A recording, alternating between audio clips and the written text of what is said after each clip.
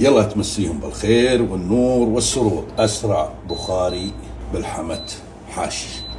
وهذه مقاديرنا. بالحمة حاشي عندنا جزر وزبيب، كمون، بهارات بيضة، عندنا كم قطعة شحمل بنكشمبه، ملح، معجون طماط، بصل مكرمل، وهذا الماء. الرز نبي نغسله فقط. حطينا الشحمات، الآن نبي نحط الجزر والزبيب ونخلطهم مع بعض لين يذبل، بعدين نطلع منه شوي. الآن نبي نطلع الماء الكشنة ذي شوي، نحط معجون الطماط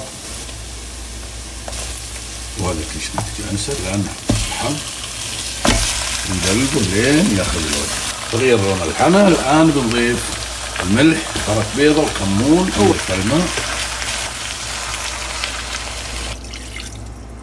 نحط البصل مكرمل ونقفل. حطيناه على 30 دقيقة. خلصت 30 دقيقة، نفرغ البخار، نفتح القدر، وهذه لحمتنا جاهزة. وهذا الرز مغسول، نبي نازل الماء. هذا الماء وزناه، بنقفل قدرنا. بسم الله.